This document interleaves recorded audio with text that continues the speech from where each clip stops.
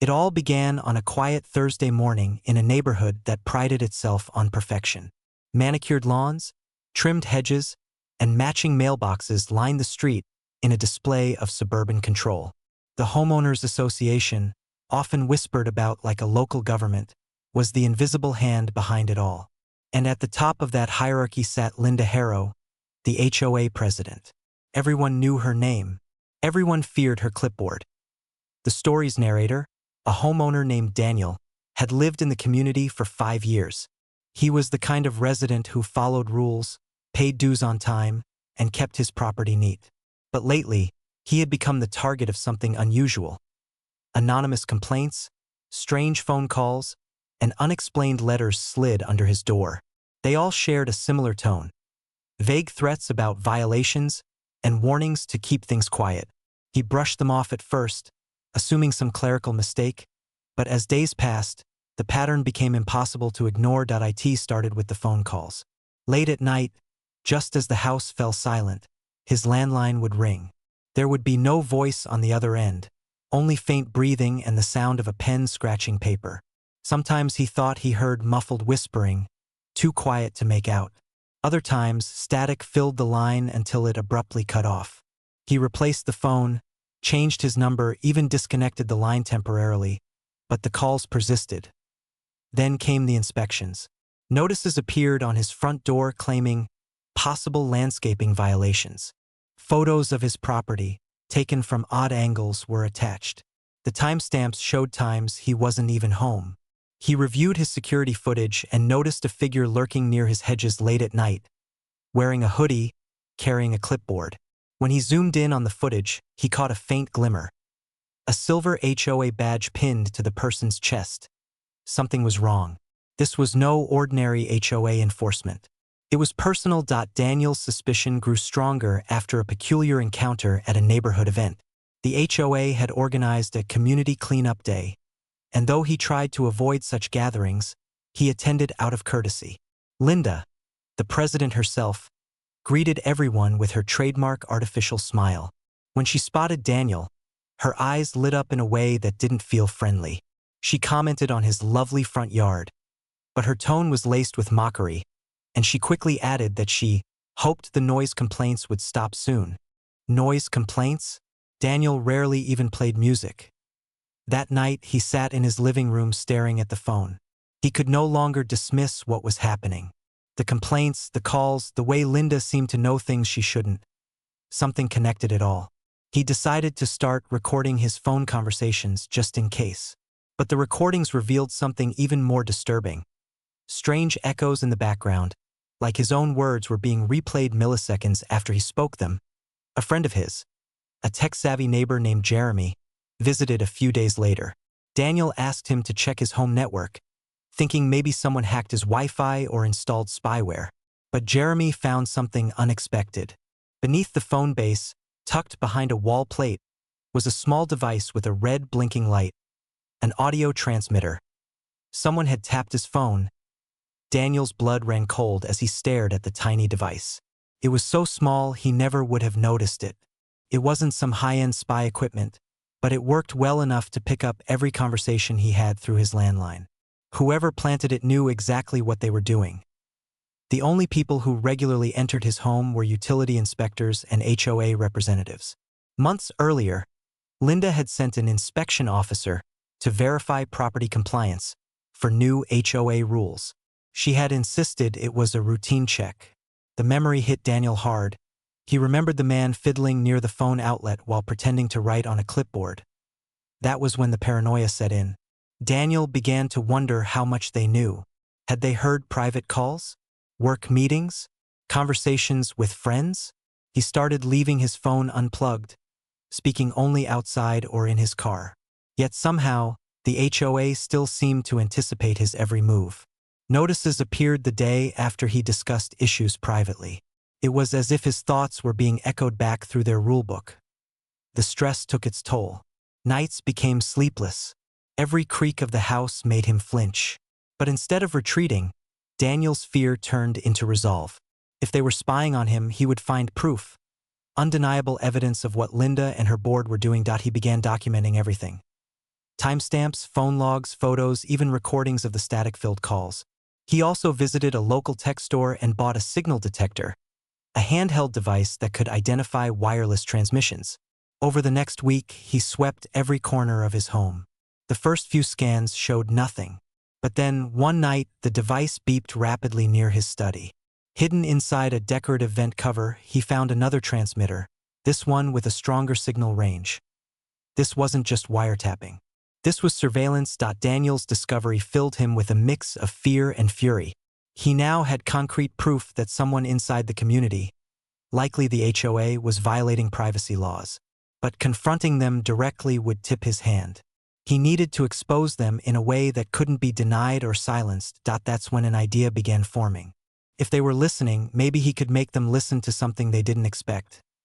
Daniel set up an elaborate plan. He installed his own hidden camera near the phone line and recorded himself pretending to have a private call. During this staged conversation, he deliberately mentioned things that would bait the eavesdropper. A fake violation, a non-existent property change, and a plan to go public. Then he waited. The next morning, an official HOA notice arrived in his mailbox, citing the exact fake violation he had mentioned on the phone. That was the confirmation he needed. Daniel now had proof that not only was someone listening, but they were acting on the information. His pulse raced as he connected the dots. The anonymous threats, the phone taps, the inspections, all roads led back to Linda and her inner circle. But he couldn't just accuse them. He needed undeniable public evidence. Something no one could bury or twist. As he sat in his living room, the blinking light of the hidden transmitter stared back at him like a silent witness. He knew he had to turn the tables, to expose them exactly the way they had violated him. He powered on his camera, stared into the lens, and began to plan his own broadcast. This wouldn't just be revenge. It would be justice served live for everyone in the community to see. The days that followed were a blur of fear, adrenaline, and quiet planning. Daniel no longer felt safe in his own home, but instead of retreating, he used the anxiety to sharpen his focus. He understood now that this wasn't just an HOA overstepping boundaries. It was a calculated violation of privacy, orchestrated by people who believed they were untouchable. The discovery of the transmitters had changed everything. What once seemed like a series of random annoyances, noise complaints, inspection notices, and odd phone calls, had revealed itself as part of something far darker. Linda Harrow and her HOA board weren't simply enforcing community guidelines. They were monitoring residents, gathering private information, and using it as leverage. Daniel spent hours replaying the recordings from his hidden camera. Each time, the same thought chilled him. If they had bugged his house, how many others had they done this to? He imagined his neighbors, families, retirees, young couples, going about their daily lives, completely unaware that every phone call might be overheard by the very people meant to protect their interests. Determined to uncover the full scope of what was happening, Daniel began tracing the source of the transmissions. Using the signal detector, he walked slowly along the walls, through the kitchen, the hallways, and the basement. The beeping intensified near a utility conduit that connected to the neighborhood's underground lines. He followed it outside, where the detector's light glowed bright near the junction box that serviced multiple homes on his street. There it was, the wire that linked his phone line to the HOA's network. It had been rerouted, piggybacked onto an administrative access point the HOA used for maintenance monitoring. It was an almost invisible connection, cleverly disguised beneath legitimate cables. Anyone without the right equipment would never have noticed. He documented everything. Photographs of the wiring, a time-stamped video of the device's signal readings, and screenshots of the interference patterns. He knew evidence alone wasn't enough. He needed to expose it publicly in real time before the HOA could deny or destroy it. But before he went live, he had to understand the motive. Why him? Why go to such lengths? The answer began to emerge from the HOA's own documents. Daniel started combing through the association's digital records, minutes from meetings, archived memos, and budget reports. Most of it was standard bureaucratic chatter, but one folder stood out. It contained an internal report labeled Resident Risk Watch. Inside were notes about non-compliant homeowners, complete with private details, phone habits, online purchases, even financial summaries. The file listed multiple residents, including Daniel, marked as potential community disruptors. Reading it made his stomach twist. His private conversations had been logged, summarized, and categorized as behavioral data. His phone tap wasn't an isolated case. It was part of a system designed to profile and control homeowners through surveillance. At that moment, Daniel realized the scale of what he was about to expose. This wasn't just about his privacy, it was about every person who lived under Linda's rule. The HOA had become something closer to an intelligence agency than a neighborhood committee. He also understood the risk. Once he went public, they would retaliate. They'd try to paint him as unstable, maybe even sue him for defamation. But the truth was worth it. He couldn't let fear stop him now. To ensure the exposure couldn't be silenced, Daniel decided to broadcast the reveal in real time. He set up multiple devices, his main camera in the living room, a secondary webcam facing the evidence board he had created, and a live stream feed synced to a popular social platform. He prepared a timeline of events, screenshots of the internal HOA files, and footage of the bugged wiring. He planned to show it all, every detail, every timestamp, every piece of proof. But before going live, he wanted one final piece of confirmation, something directly linking Linda herself to the operation. For that, he needed bait. He reconnected the phone line, aware that it was still bugged. Then, pretending to be on a private call, he spoke casually about selling his house soon and meeting with a lawyer about the HOA. He didn't need to wait long.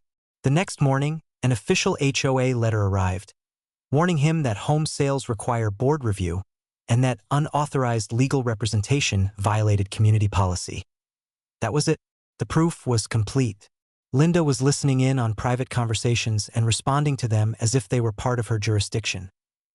Daniel printed the letter, placed it beside the transmitters, and double-checked every camera angle.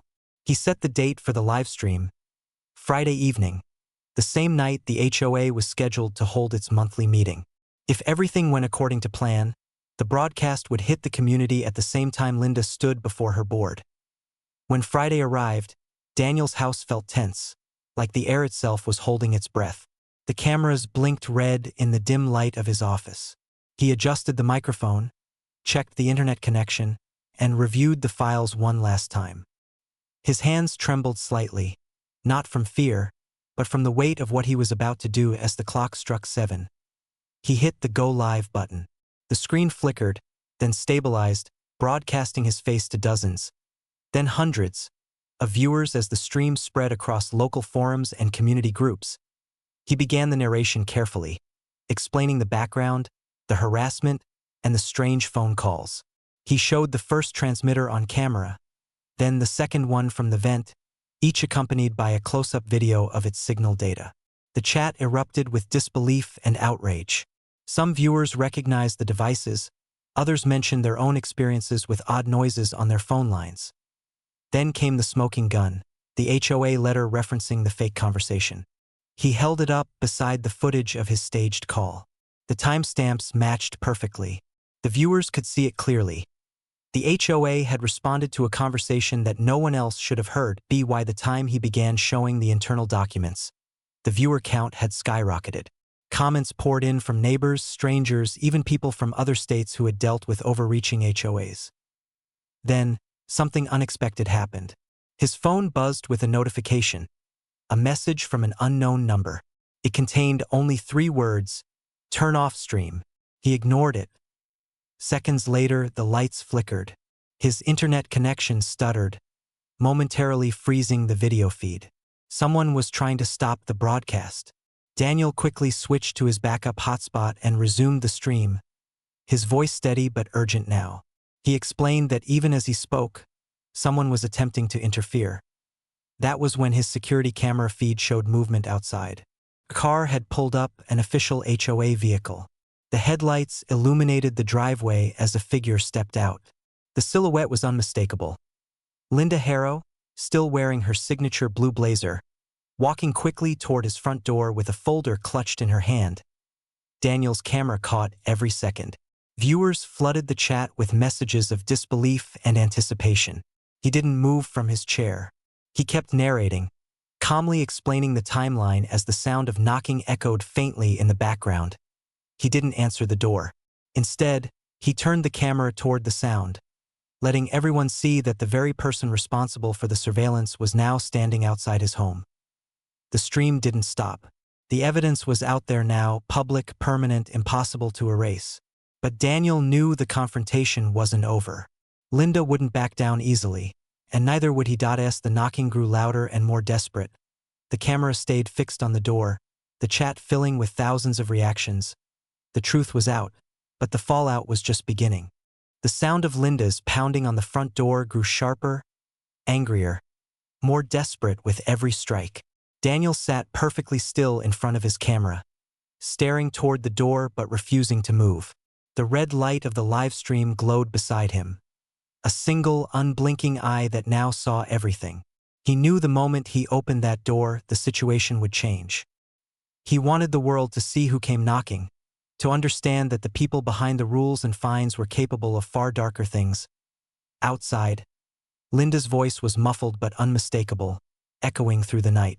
The live stream's microphone picked up fragments of her shouts, though her words were mostly drowned out by the flood of comments rolling across the screen. Viewers speculated, demanded updates, and urged Daniel not to let her in. The audience had grown from hundreds to tens of thousands as the story spread across social media.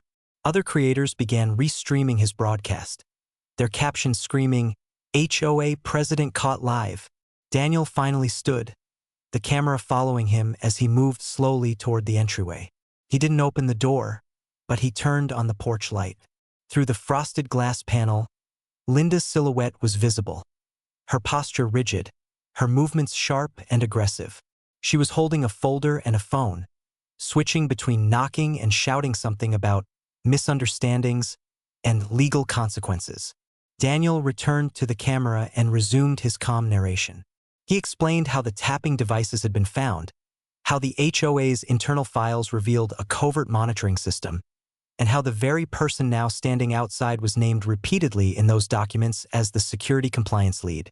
Every detail was methodically presented, each piece of evidence supported by timestamps, photographs, and recordings. He showed viewers the wiring diagram that traced the illegal connection back to the HOA's communication hub.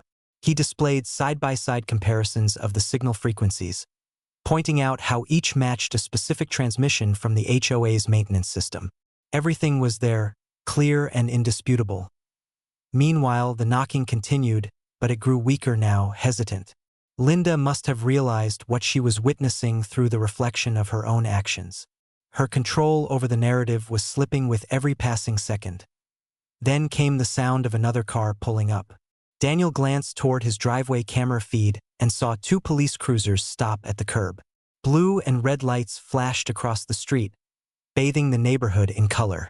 It was an almost surreal sight, neighbors peeking from their curtains, recording videos on their phones, as the officers stepped out and approached. The live stream caught everything. The officers speaking briefly with Linda, her pointing at Daniel's house, her frantic gestures toward the camera still rolling inside. Then, one of the officers walked up to the door and knocked firmly, a professional tap that carried authority. Daniel kept the camera running but stepped into view. He narrated what was happening in real time, explaining to his audience that law enforcement had arrived, likely summoned by the HOA. When he opened the door this time, he kept his phone in hand, filming from a second angle. The officers were polite but visibly confused. Linda stood behind them, her expression tight with panic. Daniel calmly explained the situation, presenting his evidence. The devices, the recordings, the printed letter referencing a private phone conversation. He showed the video of himself discovering the transmitter and the internal HOA files he had uncovered. The officers examined the materials in silence, exchanging looks of concern. One of them radioed for a supervisor while another asked Linda to remain at a distance. Her protests were frantic now, her voice trembling as she tried to insist it was all a misunderstanding, a technical error. But the evidence spoke louder than her words ever could. Meanwhile, the live stream audience had ballooned to hundreds of thousands. Clips of the scene were already circulating online, short videos titled, "HOA President Loses It on Livestream," and "Neighborhood Scandal Caught in 4K. It didn't take long for the story to snowball beyond the community. Local reporters began arriving at the entrance of the neighborhood, setting up cameras of their own. Neighbors emerged from their homes, whispering, filming, spreading the story in real time. The perfect, controlled image of the HOA was crumbling as the investigation unfolded. Daniel's broadcast became the primary record of the incident. The officers reviewed his footage directly on stream, confirming the authenticity of the devices and noting that such surveillance required legal warrants that no HOA could possess. The phrase "criminal investigation" appeared for the first time that night, uttered quietly but unmistakably by one of the officers. Linda's demeanor changed completely. Her confident posture collapsed into nervous fidgeting. She tried to call someone, likely another board member, but the officers instructed her to put her phone away. She began pacing on the sidewalk, muttering to herself, realizing that everything she had built, her authority, her reputation, her control, was dissolving under the weight of a single broadcast as the night went on. The police collected the transmitters, the HOA documents, and Daniel's recordings as evidence. They assured him that a full investigation would follow, including a forensic analysis of the HOA's communication systems. Daniel nodded silently, exhaustion finally settling into his bones. He had expected confrontation, but not the overwhelming exposure that had erupted so quickly. By the time the officers left, the live stream had been running for nearly 3 hours. The view count had surpassed 1 million. Daniel looked into the camera one last time, his voice steady but tired. He summarized the events for his audience, how a quiet neighborhood and a power-hungry president had crossed into criminal territory, and how truth, once revealed, could never be buried again. Then, he ended the stream. The following days were chaotic. News stations covered the story nonstop. The HOA office was raided for records, and multiple board members resigned within 48 hours. The community's residents organized an emergency meeting, removing Linda and dissolving the board entirely pending legal review. Investigators confirmed that multiple homes had been bugged, all without consent, and that private data had been collected under the guise of security monitoring. Daniel's quiet street became a symbol of resistance against HOA corruption nationwide. His broadcast was replayed across platforms, dissected by analysts, and praised by advocates of privacy rights. He received hundreds of messages from people who had faced similar abuses but never had proof. As weeks passed, peace slowly returned to the neighborhood. The transmitters were gone, the notices stopped, and the sense of constant surveillance faded. Daniel no longer felt that invisible presence lurking in his walls. For the first time in months, the silence in his home felt natural again. Not the silence of fear, but of freedom. On a calm Sunday morning, he stepped outside and looked down the street. The lawn still gleamed, the mailboxes still matched, but something fundamental had changed. The illusion of control that had once ruled the community was gone, and in its place was something far more powerful: truth, transparency, and a shared understanding that even in the smallest corners of suburbia, power without accountability can become a weapon. Daniel never restarted the HOA livestream. He didn't need to. The message had already spread far beyond his block. And somewhere in the archive of the internet, his video remained, a permanent reminder that even those who listen in secret can be made to hear the truth when the world is watching.